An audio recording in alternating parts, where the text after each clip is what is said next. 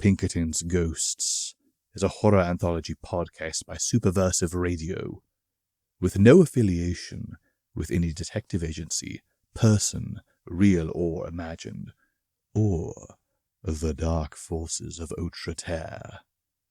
It is not intended for children. Jack Morrow here. Sean is still incommunicado at this time. We're all praying for him.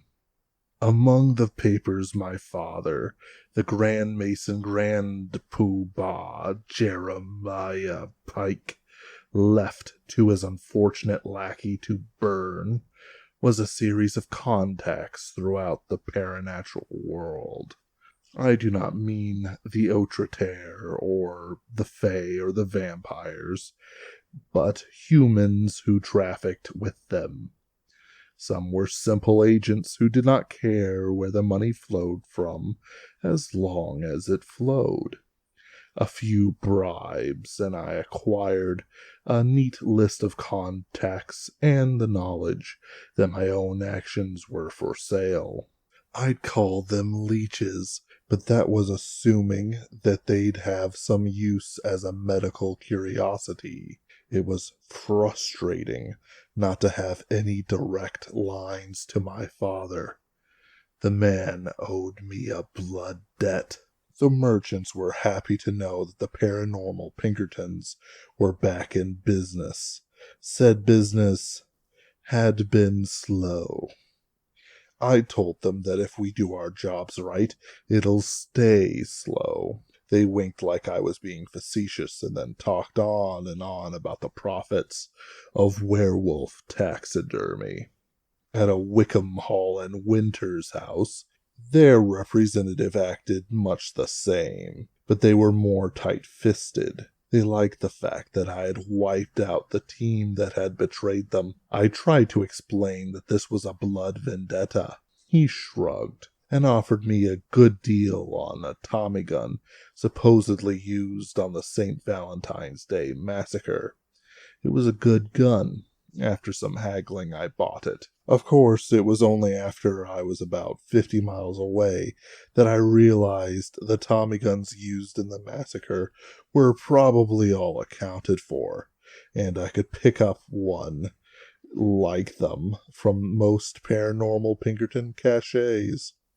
Guy was good. As a favor, they did give me some contracts, but I couldn't shake the feeling that these were the ones who were no longer profitable. Most of the contacts were dead, missing, or didn't pick up my calls. Between the lists provided by the middlemen, which were suspect, and the direct Grand Mason list, I did find some overlap. It was as good a place to start as any. Even if they weren't high command, they were part of the Grand Mason ecosystem. It would be satisfying to bring them down. The easiest to track was a large money transfer to an art collective located in Des Moines, Iowa. Best I could tell, they were a front for both the Grand Masons and several money laundering operations, i.e., they sold art to and for rich people. Maybe. They could have just been a tax write-off.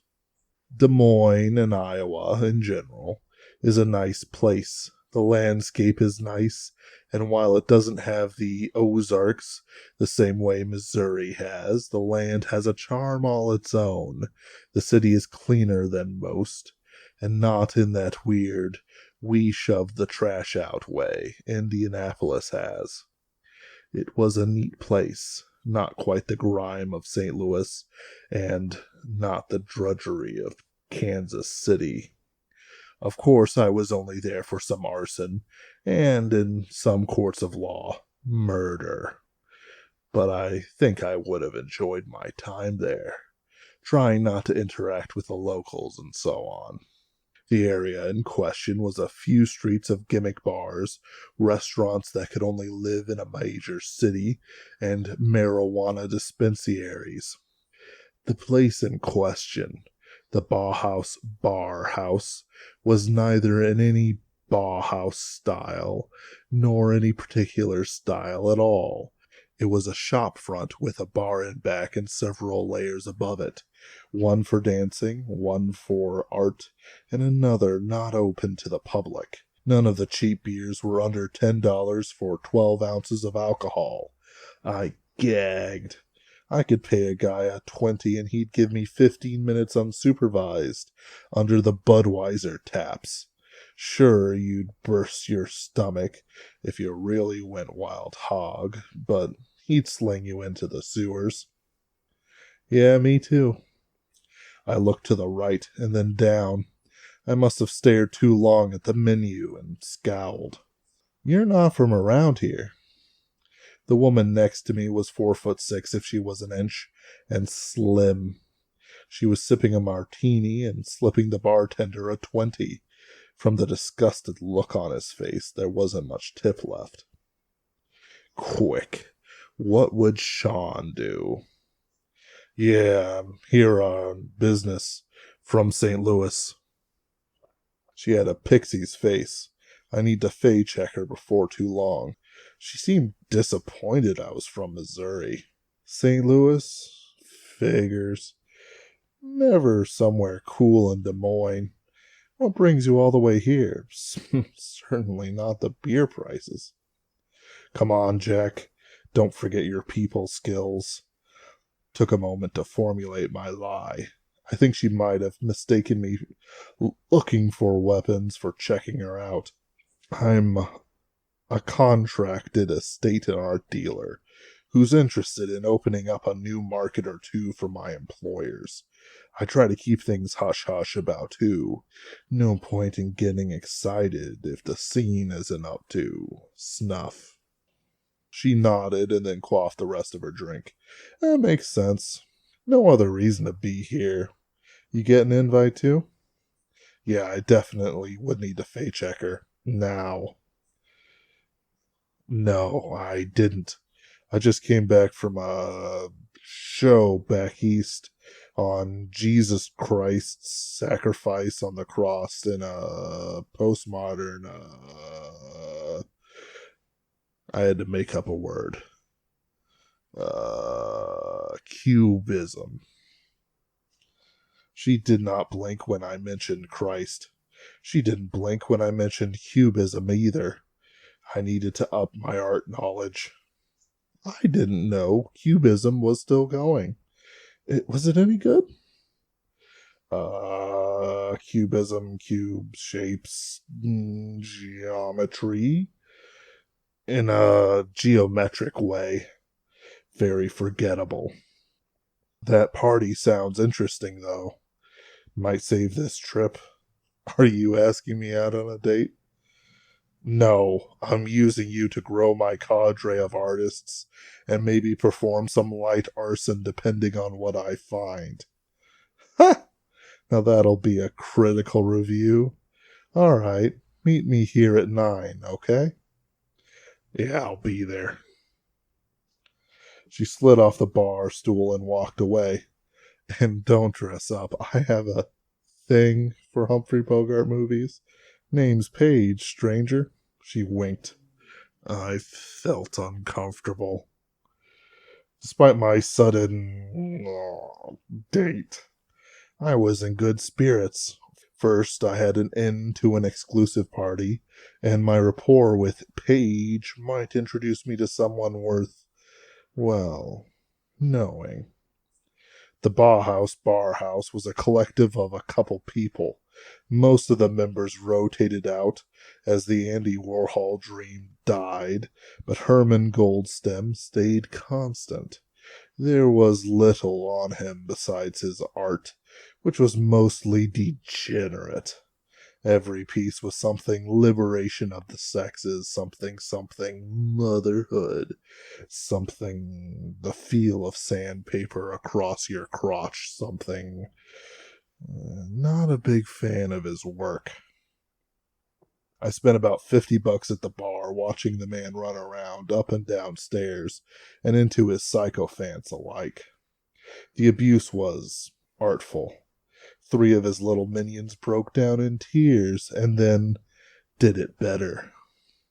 I will never understand human psychology. I could have shot him then and there, cutting off a source of income from the Grand Masons, but outright murder was a line I wasn't willing to cross. I didn't know if there was a man behind him guiding him, or a spirit, or a literal muse. Who knew? I only had his name and amounts of money. Maybe he was a patsy. I don't think I'd care to kill a harmless patsy. There was a lot of money being splashed here. A DJ set up in the corner. The tables were being put away, and canvas-covered pieces of art were being thrown up. I was shooed out before anything interesting happened. But I was interested. My prep wasn't much. A fake ID, easily concealable weapons, and my fire-starting kit were hidden away about my person. I slicked back my hair, took a shower, and found something approximating cologne. I don't do dates. I'm told they're degenerate, but a soft form of courting wasn't serious enough for my tastes. I bet she could not strip, clean, and repair a gun. I gave it thought, and I realized quick that she'd be dead faster than a steer in the capable hands of Mr. Henderson. More's the pity. Paige was dressed in a black dress I'd call short, but it was long on her. You know, I'm not entirely sure you're not a fairy. There were some fake Disney wings on her back that looked liberally sprinkled with glitter. She flashed me a smile. I used to be called Pixie when I flitted about as a muse. I offered my arm and she took it, even if I had to stoop a little. Sounds up your alley. What made you quit? I just got replaced, I guess. We stood in line as we talked. Not a younger model. They wish, the creeps. No, it happens in any art group. Some fat cat noticed them a month or 2 ago. And then they had no time for little Pixie. Do you know the source? No, but I get a cut, right? If you make a deal? Cuts are for when I get serious. This ugly place will be a fire sale. I'll make sure you get out okay, though. She laughed. Don't make promises you can't keep. I don't know how my double talk kept working. She had information on Herman and his crew, but very little on his benefactors. He was celebrating something new. Of course, it was always something new with him, but he called that the spirit of Bauhaus. I told her I didn't know what that meant. Neither did she. The who's who of Des Moines' art scene surrounded us. I drew some attention, but since I might have been the best dressed there, I acted like they were beneath me. The bouncer didn't even look at Paige's invitation. He just waved her in, and me with her. The party room was a nightmare of bodies and art. Pink, blue, purple neon signs blared harsh light from tubes that hummed in tandem with the DJ. He, dressed in an outfit not much blinding, but doing its best to be an eternal flashbang. I was shocked there was no one spasming on the floor. The music was so loud my chest vibrated. My ribs hurt. Many of the people were dressed in long coats and bore strange, multicolored haircuts. The makeup was garish, and the dancing was writhing like they were demonically possessed or on drugs. And from what my mother and other agents would tell me about the paranatural art scene, I couldn't make the call for either. I was led upstairs. There was so much alcohol flowing from the bar and then being spilled by the dancers that as long as I dropped a match sometime in the night, the entire floor would go up. The next floor was an art exhibit for the normies, as the sign said. It was mostly garbage duct taped together. Paige let me through without much pomp. One of the statues was, again, literal garbage duct tape into a man eating a tree. He was powered by several generators and could articulate the act of eating. I was starting to sweat. How many fire hazards were in this place? Was this a temptation? Was I walking into a trap designed for me? I almost relented. The last flight of stairs led to a workstation. To the credit of Herman, the tools were used, and they were plentiful. Rather than some sort of nonsense minimalism, I saw a glimpse of a mind who could, if he had wanted to, actually make good art. I had no idea where he went wrong. I pulled down one of the drawings of a man eating the tree. It was uncannily good, compared to its realized existence down below, at least. The music was muted. It was a set classical piano piece, played by a real human, and then distorted in real time by another real human on a soundboard and laptop. I could talk to Paige without issue. Some of these are really good. I'm way older than what you told me about the new investor. Yeah, but it's about the vision. The garbage was always in there. Did you think he'd make it out of marble? I don't think he could. I don't know. No one does that. Not in these circles. A man in a turtleneck, barely taller than Paige, ran up to her. He was blond, but balding, big-nosed, and strangely effeminate, and retiring in his mannerisms. I did not like him. Pixie, I am glad you came. These people, these things. But the inventor demanded a party. I wouldn't dare reveal the piece in person to the common people below, but I am eager to know what you think.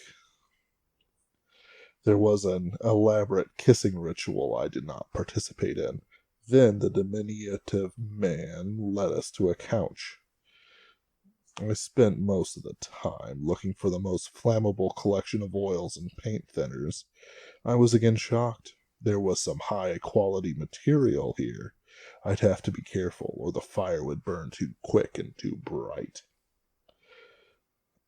I heard a rumor that you might be on the lookout for investment opportunities, he said to me. He had a strange look in his eye. Though I could not find much online about you, Mr.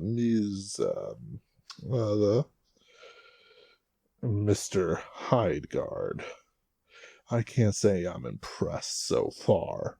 Garbage statues are very much last year, but Paige told me good things enough to pique my interest in baubles. Right now I'm cold. I think I might have to heat the place up myself if this keeps going. If I don't leave, disappointed, I mean. Herman Goldstem looked shocked, offended even, that I doubted him. Well, good thing those statues were made last year. You will find this. His phone rang. Pardon. He ran off. Pixie was immediately flocked to by the others. They had the distinct impression of people who tried too hard. It's hard to describe it. You have to experience it. But I will try. These were not rich, not privileged elites. Their hair and postures were wrong. They were desperate to be noticed. They were desperate for the privileges that Herman Goldstem enjoyed and sparingly gave out. Herman had been a paramour for Pixie, or Paige. Therefore, if she was a free agent, she could choose any one of them. Herman had enjoyed some attention from rich patrons. Therefore, there must be some clue with her to help them get noticed. Paige enjoyed the attention. I wandered around some more. Again, Herman's drawings were worth looking at. I could even tell what had become the weird garbage pieces a floor below. I couldn't imagine their source, or even where he got the garbage, but I had seen such things in museums. His work desk was used. Overall, I was neither surprised or shocked by what I saw. I almost relented. Then I spilled some paint thinner and walked around spreading it in the corners. There was no bouncer. I routed myself so that the fire would herd people toward the stairwell. "What are you doing?" A skinny fat man with black hair accosted me. "I'm a harsh critic." I stared him in the eyes as I worked. He did not like the fact that I had an entire foot on him. "I'm going to tell Herman." He ran off. Herman waved him off. The bartender from lunch wheeled in a large box. I couldn't tell what was in it. I led the paint thinner to the couch Pixie was sitting on. I shooed off the hangers-on. The music stopped, and Herman stepped up to the box labeled soap in something like Comic Sans. "Sir, are you spilling my paint thinner?" Herman stuttered at me. "Yes, and if you don't want to play the big game, you shouldn't throw your hat in the ring. The art world is bigger than you think, and the stakes will be for everything you value. That, too, is art." Herman swallowed. Any sane person would have called the police when I started splashing the paint thinner around in plain sight of everyone. Maybe I should have been impressed that somebody confronted me. Herman had to take a moment. The fumes were getting a bit thick, and people were getting uncomfortable. I was entirely confident that I would get away with this. "Then," Herman stuttered. He centered himself. I could see sweat beading on his forehead. He was a neurotic by nature. He was being pushed to the edge by running around to set all this up. Now? Well, then, I'll show you that I deserve the next level. I deserve to work among the elites whose work is portrayed in art museums." Some people actually cheered. An open bar will do wonders for a man's charisma.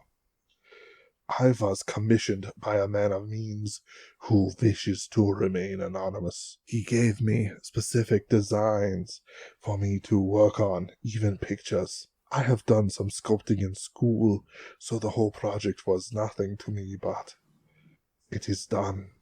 He bowed. A few people clapped. Pixie gave a polite golf clap.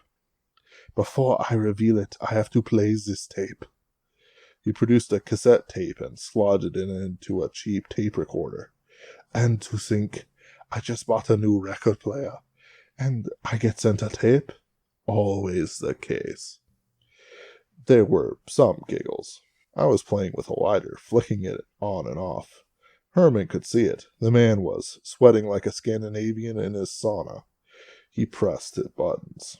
I heard my father's voice for the second time. "I know that you've been looking for us, my son. I heard that your mother descended into Hades to free you from the star signs we conceived you under. Of course, that was utter foolishness.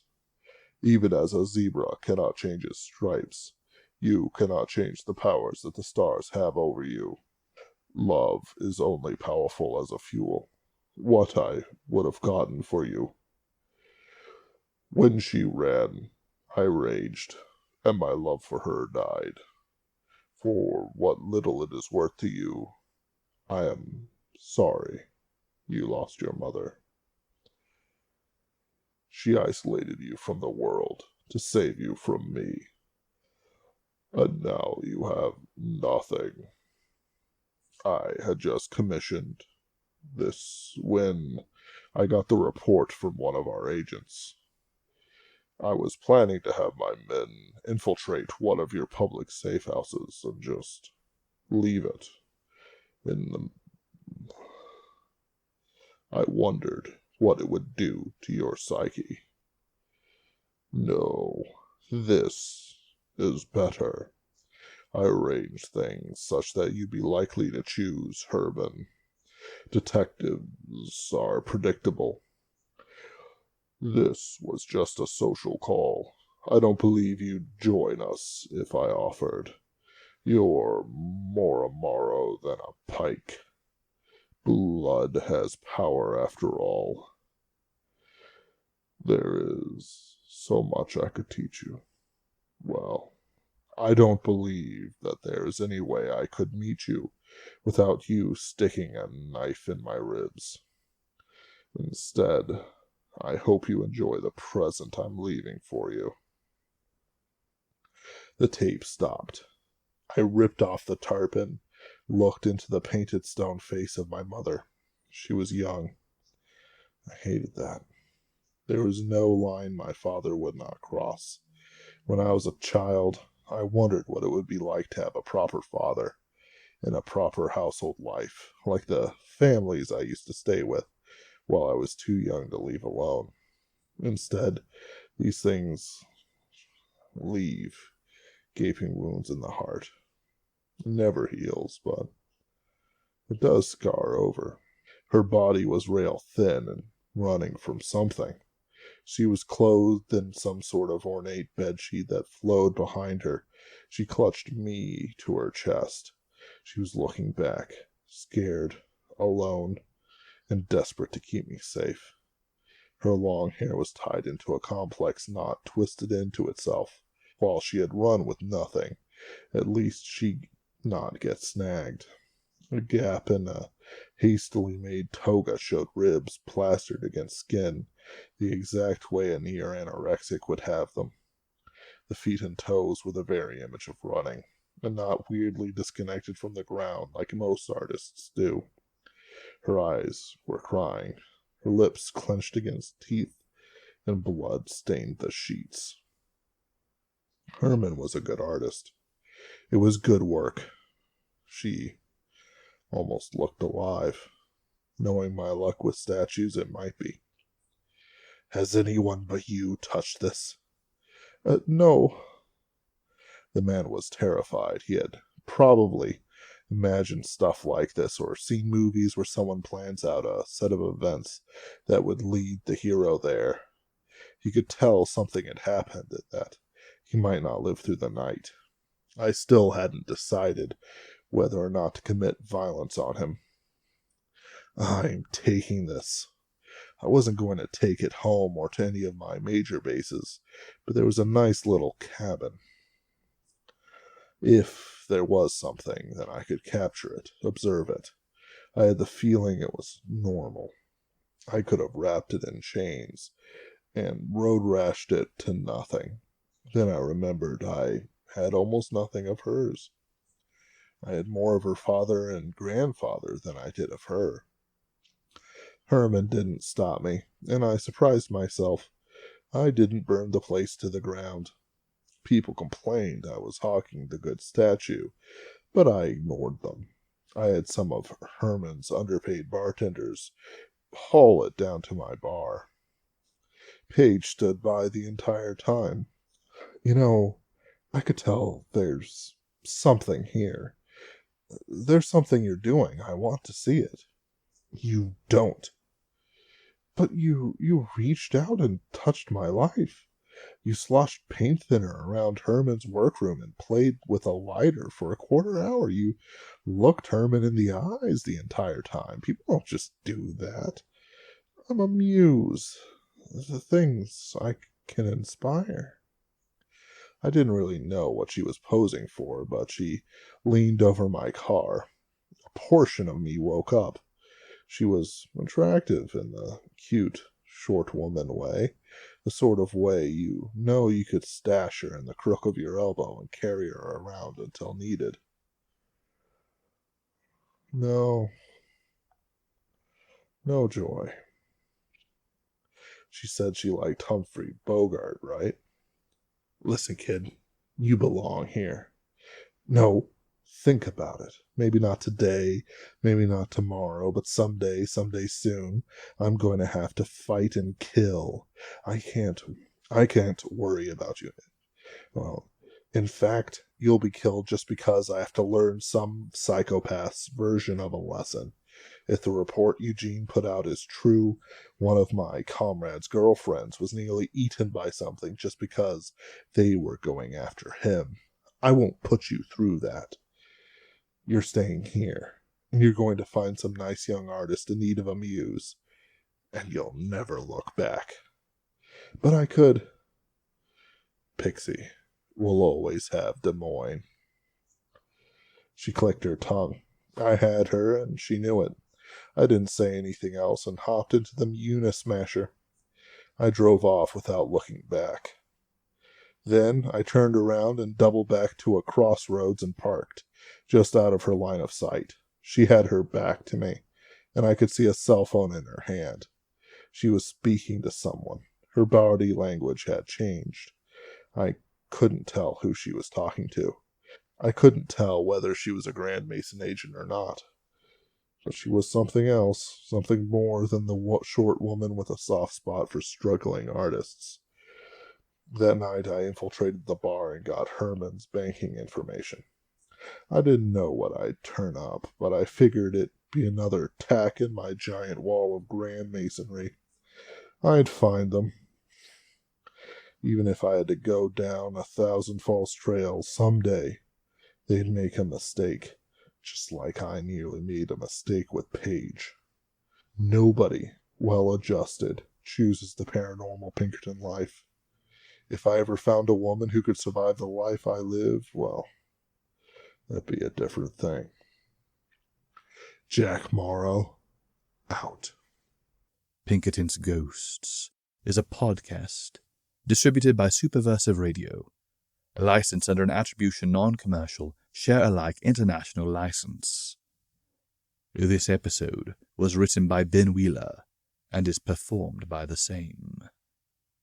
Ben Wheeler edits, directs, produces, and herds cats. Kid Dickerson performs our audio editing. Visit us on Facebook, read articles on superversivesf.com, or listen to us on unauthorized Acast, iTunes, or Spotify.